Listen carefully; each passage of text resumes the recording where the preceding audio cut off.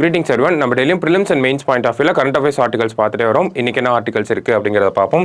So first ஆர்டிகலில் cyber Swachhta Kendra அப்படிங்கிறத கொடுத்துருக்காங்க. ஸோ இதோட அப்ஜெக்டிவ் என்ன, சுருக்கமாக இதை பற்றி சொல்லணும் அப்படின்னா, நம்மளோட digital devices like mobile phones, நம்மளோட கம்ப்யூட்டர்ஸ், லேப்டாப்ஸ் இது எல்லாமே டிஜிட்டல் ஹேக்ஸ், மால்வேர்ஸ் அந்த மாதிரியான விஷயங்கள்லேருந்து பாதுகாத்துக்கிறதுக்காக சில ஒரு அமைப்பை வந்து உருவாக்கியிருக்காங்க. ஸோ அதுதான் இந்த சைபர் ஸ்வச்தா கேந்திரா அப்படின்னு சொல்லிட்டு, இதில் சில சாஃப்ட்வேர்ஸ்லாம் இருக்கும். அதை நம்ம டவுன்லோட் பண்ணி நம்ம கம்ப்யூட்டர் ஹேக் பண்ணிட்டாங்க அப்படின்னா அந்த சாஃப்ட்வேர்ஸ் மூலமா அதை வந்து ரெக்டிஃபை பண்ணிக்கலாம் அப்படிங்கிற மாதிரியான விஷயம் தான் இதனோட சிறப்பம்சமாக இருக்குது. ஸோ எந்த பாலிசிக்கு கீழே கொண்டு வந்திருக்காங்க அப்படிங்கிற மாதிரியான விஷயம்லாம் நமக்கு எக்ஸாம் பாயிண்ட் ஆஃப் வியூ இம்பார்ட்டண்ட்டாக இருக்கும். ஸோ என்ன இருக்குது அப்படிங்கிறத பார்ப்போம்.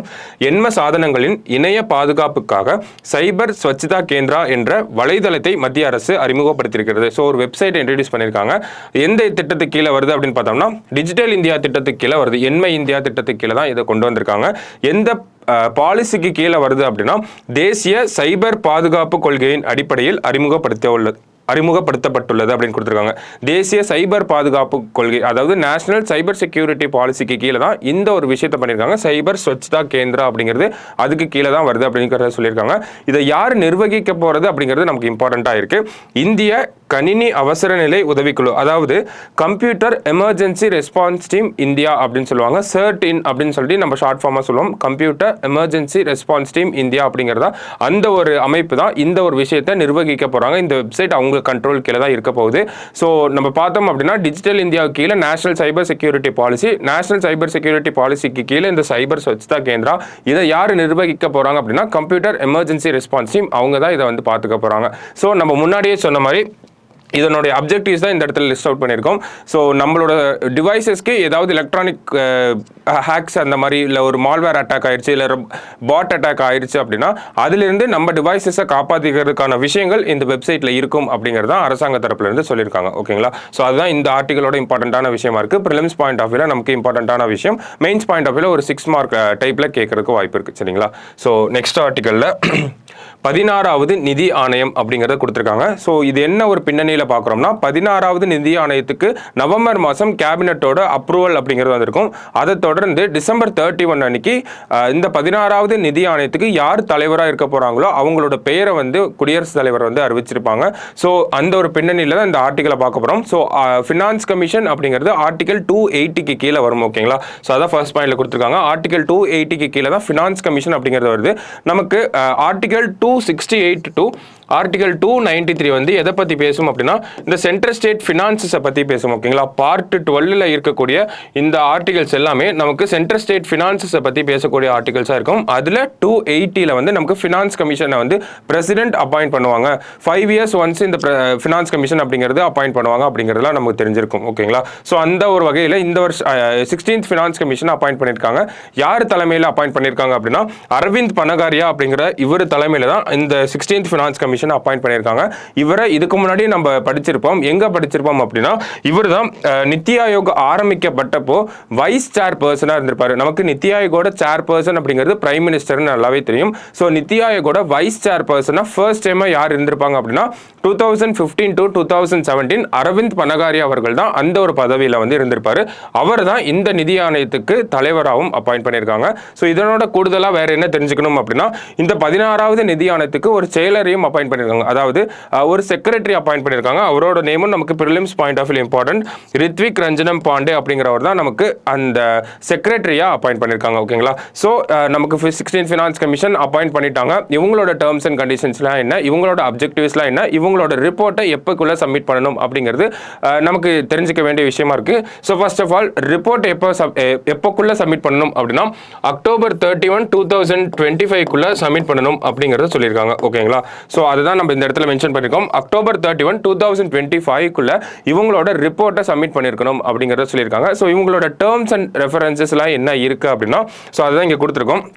மத்திய மாநில அரசுகளுக்கு கிடைக்கும் வருவாய் இந்திய ஒருங்கிணைந்த நிதியில் சேர்கிறது. அதாவது கன்சாலிடேட்டட் ஃபண்ட் ஆஃப் இந்தியாவில் தான் அந்த டாக்ஸ் ரெவன்யூஸ் எல்லாமே கலெக்ட் ஆகுது அப்படிங்கிறத கொடுத்துருக்காங்க. அந்த கன்சாலிடேட்டட் ஃபண்ட் ஆஃப் இந்தியா அப்படிங்கிறது பார்லிமெண்ட் கண்ட்ரோலில் தான் இருக்கும். சரிங்களா? ஸோ அடுத்தது, இதில் மாநிலங்களுக்கு மானியமாக வழங்கப்பட வேண்டிய தொகையின் அளவு, அவற்றை எந்தெந்த நோக்கங்களுக்காக நிர்வகிக்க வேண்டும் போன்றவற்றை இந்த ஆணையம் பரிந்துரைக்க வேண்டும். ஸோ அந்த கன்சாலிடேட்டட் ஃபண்ட் ஆஃப் இந்தியா அந்த டேக்ஸ் ரெவன்யூவை எந்தெந்த ஸ்டேட்டுக்கு எவ்வளோ கொடுக்கணும், அந்த ஸ்டேட்ஸ்லாம் அந்த டேக்ஸ் ரெவன்யூ எப்படிலாம் யூஸ் பண்ணணும் அப்படிங்கிற மாதிரியான ரெக்கமெண்டேஷன்ஸ் இந்த கமிஷன் கொடுக்க போகிறாங்க. ஸோ பொதுவாக எல்லா ஃபினான்ஸ் கமிஷனுமே இந்த ஒரு வேலையை பண்ணிகிட்டே தான் இருப்பாங்க. சரிங்களா?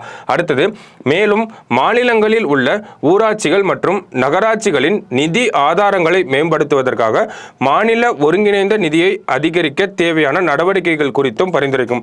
ஸோ ஃபர்ஸ்ட் இந்த ஒவ்வொரு ஸ்டேட்டுக்கும் எவ்வளோ கொடுக்க போகிறோம், அதை அவங்க எப்படி யூஸ் பண்ண போகிறாங்க அப்படிங்கிற ஒரு ரெக்கமெண்டேஷன் கொடுப்பாங்க.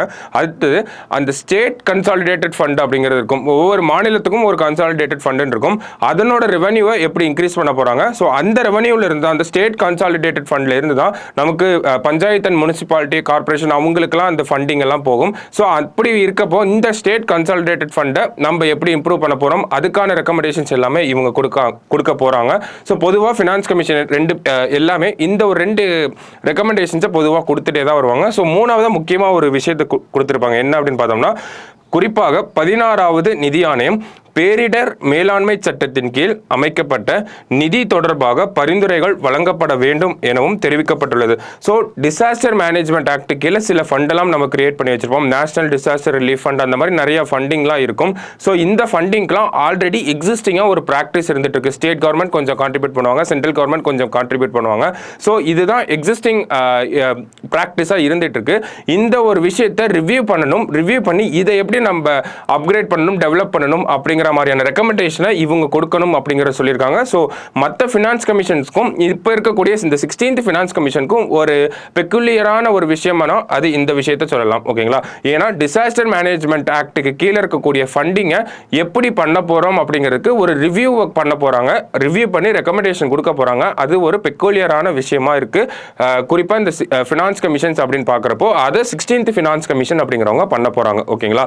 ஸோ இந்த 16th ஃபினான்ஸ் கமிஷன் நம்ம முன்னாடியிலிருந்து பார்த்துட்டே வரோம். கேபினெட் நவம்பரில் அப்ரூவல் கொடுத்தாங்க. டிசம்பர் 31 அப்பாயிண்ட் பண்ணியிருக்காங்க அரவிந்த் பனகாரியா அப்படிங்கிற அந்த ஒரு பர்சனை.